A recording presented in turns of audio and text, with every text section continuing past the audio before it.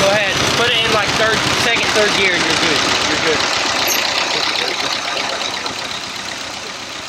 Third gear's on. Bottom. Right.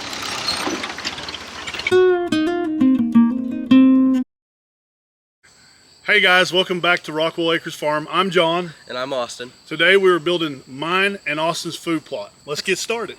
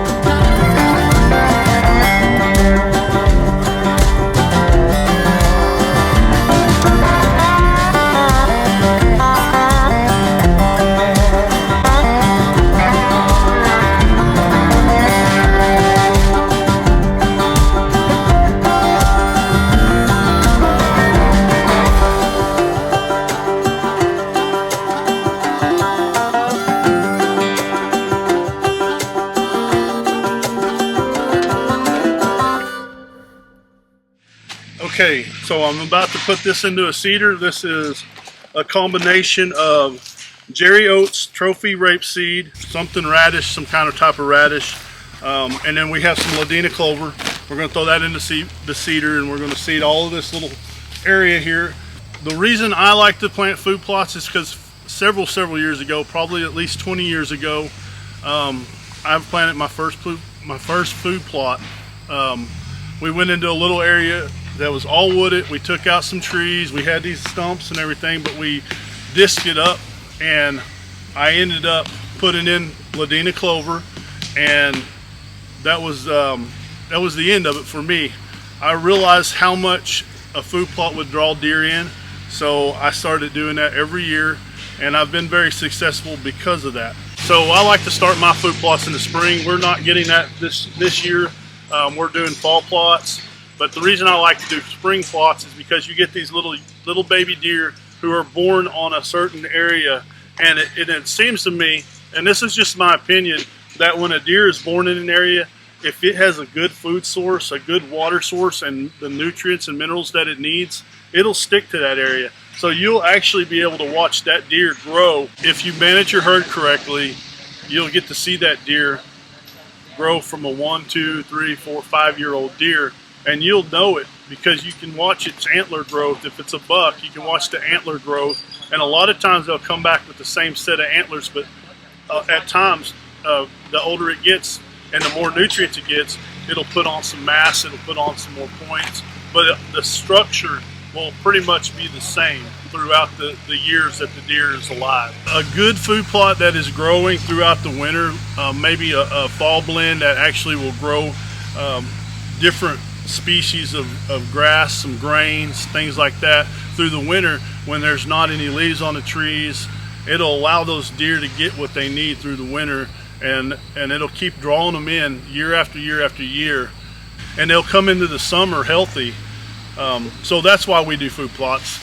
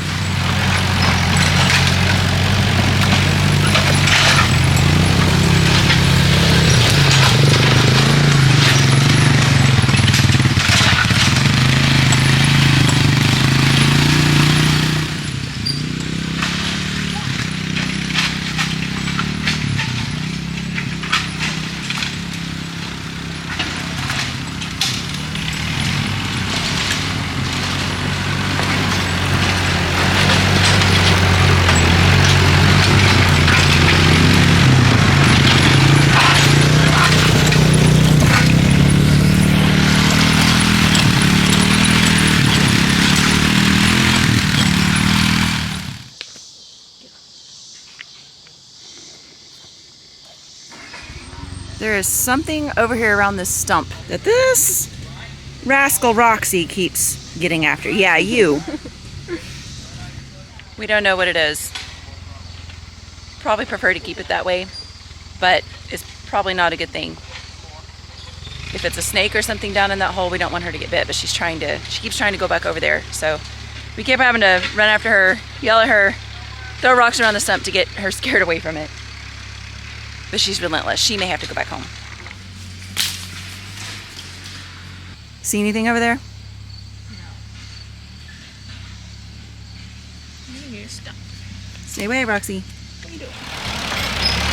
And we've got one right here learning to drive the tractor.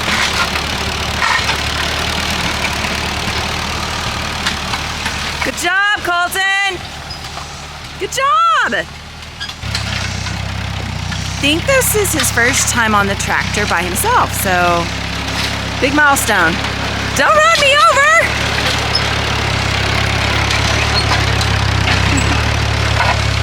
That's tractor to start him on. If he hits something, it ain't hurting too much. Well, we don't want it to hurt him is the main thing. I'm not worried about the tractor. No, that's why I have it in such a low gear. I've got it in first gear, just going slow as it can. But yeah, he's... You better run up there and keep up with him just in case he needs you. Oh, he's throttling up. Oh, yeah, don't let him do that. Austin, my oldest son, is 14, and he has always been the adventurous one, the one that's going to try something first. Never met a tractor or any kind of equipment that he didn't just absolutely love. Anything with wheels, anything with a motor, he loves it. He's had experience in that since he was very, very little. Colton, on the other hand, is 11, and he is more of the inside type. And we're just trying to get him outdoors a little more involved in the whole family farming, homesteading thing that we have going on here. It's just taking a little bit of time.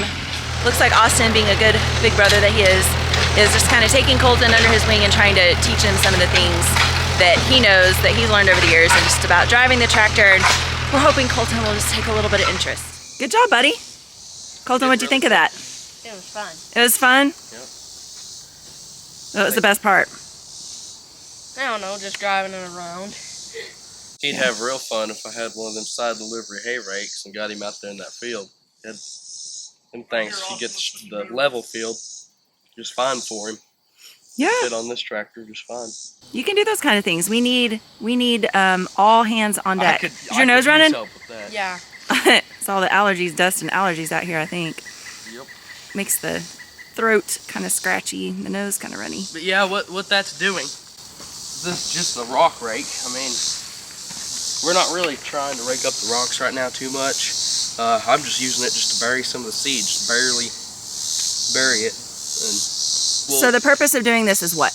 it just kind of buries the seed, and that's about all. Typically we'll drag like a cedar tree or something around behind the four-wheeler.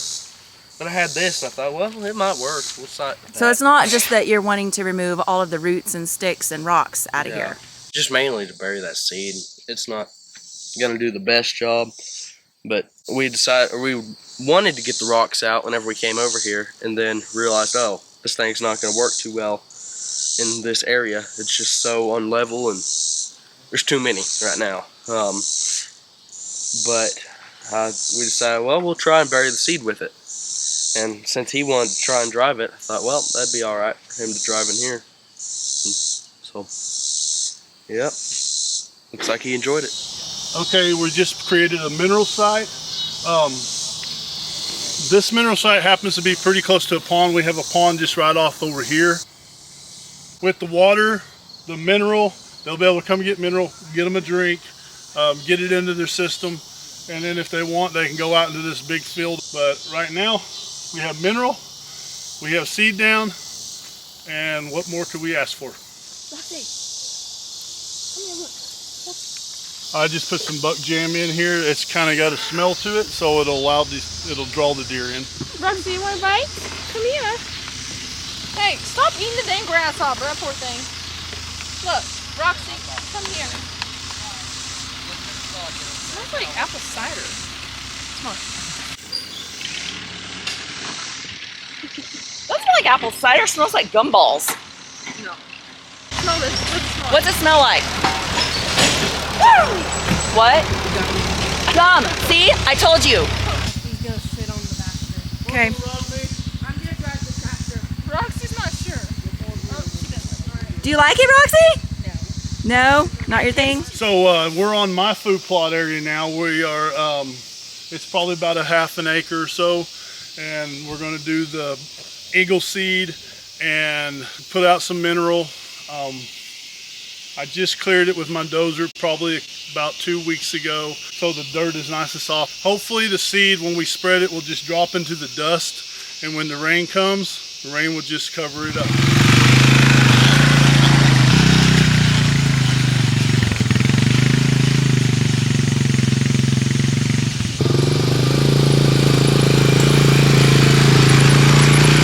We're finishing up tonight, and our dad is still over there spreading seed on the food plot. So we're gonna end the video here. So make sure to like and subscribe and ring that notification bell. And you guys have a great day. Y'all have a blessed day, and we'll see you guys on the next video. Bye. When you start it, I'm trying to tell you that I didn't realize it was a higher thing. Big left all the way down. And this, I can say, go ahead, put it in like second, third gear. You're good.